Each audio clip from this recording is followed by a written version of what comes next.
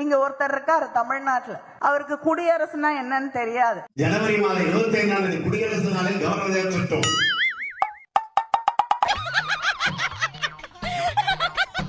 ரிப்பப்ளிக்னா என்னன்னு தெரியாது. அதே போல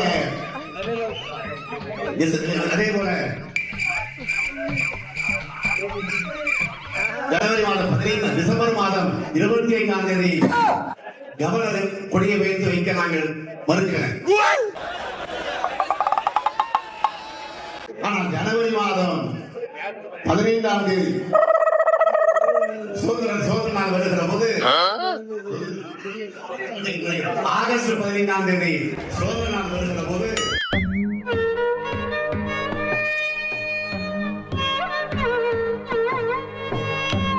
ஐயோ இந்த சின்ன விஷயத்த கூட புரிஞ்சு தெரியாத தத்தியா இருக்கிறானே, இவனை நம்பி இவ்வளவு பெரிய டுட்டோரியல் ஆரம்பிச்சிருந்தேன். அரசியலில் பெண் குரலுக்கு அர்த்தம் கொடுத்த பெயர் பெண் உரிமை போராளி பெரியாரின் போர்வாள் என்று போற்றப்படும் எங்களுடைய வட்ட செயலாளர், தமிழரின் தமிழ்நாட்டின் உரிமையை காக்கும் குற்றமே இல்ல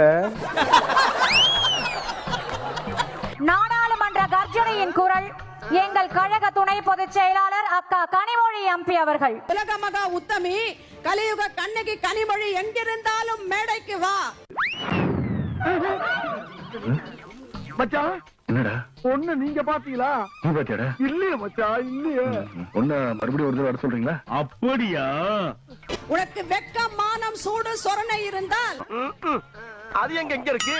நெக்ஸ்ட் தமிழ்நாட்டில் 2021க்கு முன்பாக ஊர் ஊரா போய் என்ன கூறினாய்? மறந்துட்டேன். தமிழ்நாட்டில் இளம் விதவைகள் அதிகமாகி விட்டார்கள். சாரி சார், நான் ரொம்ப நல்லவன். ஆனா அந்த நாம மட்டும் எனக்கு சின்ன ப்ராப்ளம். மாமா மின்னல். டேய் நீதான் இவனுக்கு ஆண்டவரா? பேண்டவராக்குறடா, ஓடா உள்ள. ஓடி வந்த இந்தி பெண்ணே, உன்னை எதிர்த்து நிற்கிறேன். நீ நாடி வந்த கோழைகள் வாழக்கூடிய நாடு இதுவல்ல. ஏய், கடல்ல இருக்குது நண்டு, எலெக்ஷன்ல ஜெயிச்சா போடுவா துண்டு, மண்ணியோ இப்போ 12, இதுக்கு இல்லையா சார் ஒரு 2? எங்களுடைய திராவிட நாயகரே, திராவிட மாடல் ஆட்சியின் தலைவரே, அண்ணன் தளபதியே,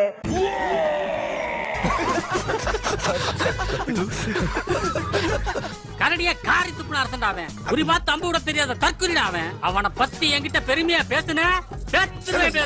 இது தளபதியின் படை, நம்முடைய முதலமைச்சரின் படை, நம்முடைய கழக தலைவர் அண்ணன் ஸ்டாலின் அவர்களுடைய படை. இது வேற எங்கேயும் எந்த பக்கமும் திரும்பாது. இது இங்கே மட்டும்தான் வரும், கூடும், ஓட்டு போடும். நாங்க தான் ஊருக்குள்ள வந்தோடனே உன்னை விசாரிச்சு பார்த்தோமே, நீ ஒண்ணு இல்லையாம சும்மா அள்ள கட்டி அலைஞ்சிருக்கா மாப்ள. தமிழ்நாட்டு மக்கள் தெளிவானவர்கள். நம்முடைய முதலமைச்சர் அவர்களால் மட்டும்தான் பெண்களுக்கான ஆட்சி, பெண்களை முன்னேற்றக்கூடிய ஆட்சி, பெண்களின் எதிர்காலத்தை பற்றி அக்கறை இருக்கக்கூடிய ஆட்சியை நடத்த முடியும் என்று அவர்களுக்கு தெரியும். இந்த லட்சணத்துல ஒரு இன்னும் 5 வருஷம் ஆளணுமாமா? தமிழ்நாடு எழுதுறாங்க, Karunanidhi hall, Karunanidhi cinema theatre, Karunanidhi பிளேட்பாரம், Karunanidhi கப்புசு, Karunanidhi ஒண்ணுக்கு போற இடம் எல்லாம் நூத்தரம் இங்கே கருணாநிதி இடம்.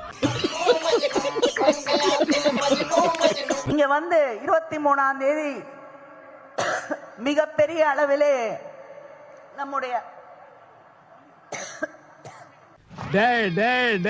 இந்த ஆக்ட் குடுக்கிற வேலையெல்லாம் என்கிட்ட வச்சுக்காதடா. மன்னிக்க வேண்டும், 2-3 நாட்களாக உடல்நிலை சரியில்லை. ஆனாலும் உங்களை பார்க்க வேண்டும். என்னடா அவார்டா கொடுக்குறாங்க, இப்படி ஆக்ட் பண்றியா? நீ யாருன்னு எனக்கு தெரியும், நான் யாருன்னு உனக்கு தெரியும், நம்ம 2 பேர் யாருங்கிறது இந்த ஊருக்கே தெரியும். உன்னை கேப் மாதிரி இடுப்பா வெட்டி போடுறேன். ஒரு தேர்தல் பிரச்சார பீரங்கியாக ஒவ்வொரு வீடாக தேடி சென்று நம்முடைய சாதனைகளை சில புரியாதவர்கள் இருந்தால் அவர்களிடம் எடுத்து சொல்லுங்கள். அப்படியா மாமா மின்னல்? இந்தியாவிலேயே அதிகமாக இளம் விதவைகள் இருக்கக்கூடிய மாநிலமாக தமிழ்நாடு மாறிக்கொண்டிருக்கிறது. இளம் விதவைகள்.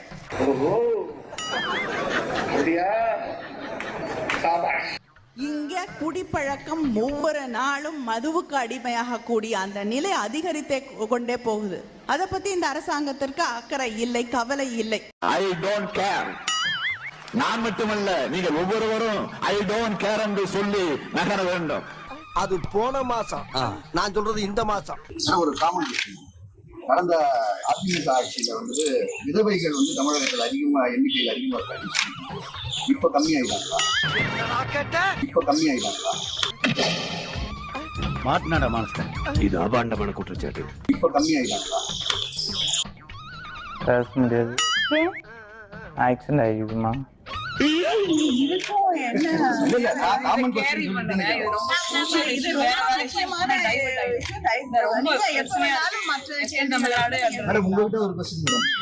சாம்பார் ஆப் எனக்கு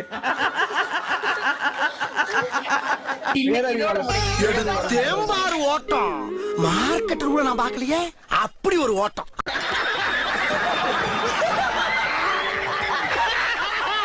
தயவு செஞ்சு நீங்க யாரும் தப்பா நினைச்சுக்காதீங்க. பொண்ணுக்கு கொஞ்சம் பைத்தியம்.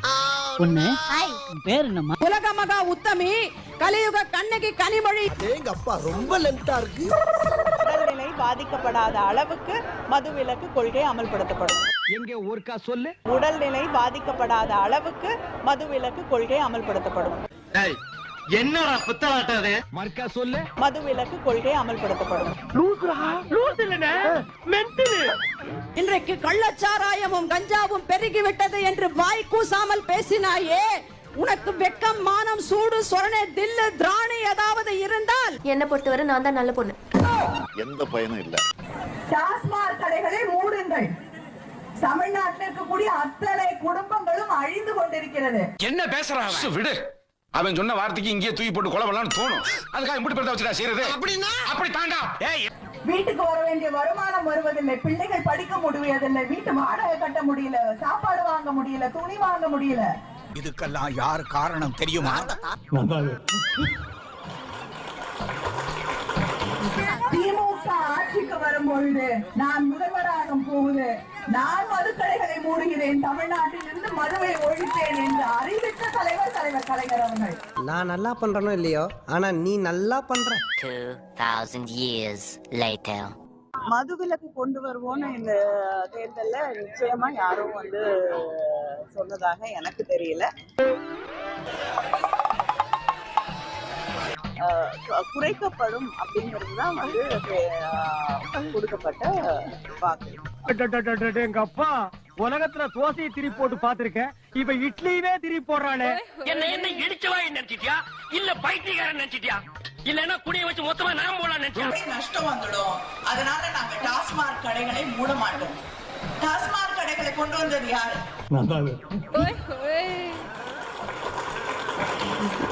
நேர்ல வந்த பல்ல உடைச்சுவோம். ரீட்டைல் அவுட்லெட்ஸ் வழியா, இந்த டாஸ்மாக் கடைகளின் வழியா சில்லறை மதுவை விற்பனை செய்யக்கூடிய இந்த திட்டத்தையே 2003 அம்மையார் ஜெயலலிதா அவர்கள் தான் கொண்டு வந்தாங்க. இவனுக்கு ஞாபகம் மறதி இருக்குங்கிறதுனால இதையெல்லாம் கூட நம்ம பொறுத்துட்டு போக முடியுமா? எனக்கு கால் பண்ணுச்சு.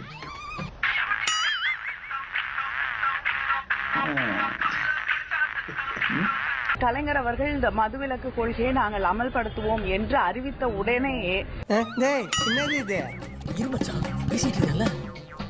திராவிட முன்னேற்ற கழகத்தில் இருக்கக்கூடியவர்கள், மது ஆலைகளை நடத்தக்கூடியவர்கள் அல்லது அவர்கள் உறவினர் நடத்தினா கூட இதை நிச்சயமாக நாங்கள் மூடிவிடுவோம் என்று அவர்கள் தெளிவாக சொல்லியிருக்காங்க. ஆனா இப்போ சொன்னா பாத்துங்க, பச்சை பொய். சொன்னா பாத்தீங்களா, பச்சை பொய். அது நாங்க வந்து மூட மாட்டோம், மற்ற மாநிலங்களுக்கு அனுப்புவோம் அப்படிங்கறத கூட சொல்லாம நாங்க இதை மூடி விடுவோம் என்று தெளிவாக அவர்கள் அறிவித்திருக்கிறாங்க. எனக்கே விபத்து அடிக்கலாம் பார்த்தல நீ. திமுக கழகம் தெளிவாக பதில் சொல்லிவிட்டது. அவர்கள் இந்த ஆலைகளை மூடி விடுவோம் என்று தெளிவாக சொல்லியிருக்காங்க.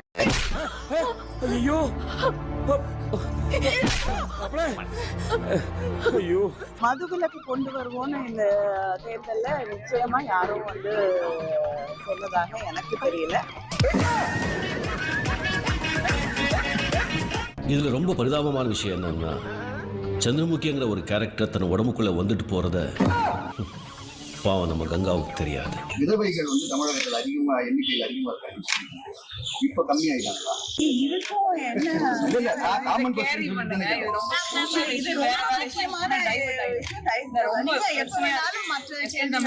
இப்ப கங்காவுக்கு நடந்தது எதுவுமே தெரியல பாத்தியா? என்ன கொடுமை சரவணன். அந்த இதுல இருந்தே நமக்கு தெரியுது இந்த ஆட்சி மதுவிலக்கு கொள்கைகள் எவ்வளவு உறுதியா இருக்கு.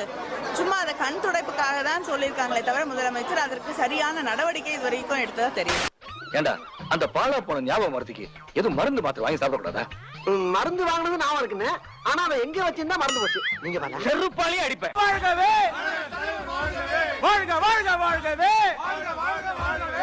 உதயநிதி ஸ்டாலின் வாழ்கன்னு சொல்றிய உன் பொண்டாட்டி மூஞ்சில எப்படா முழிக்கிற?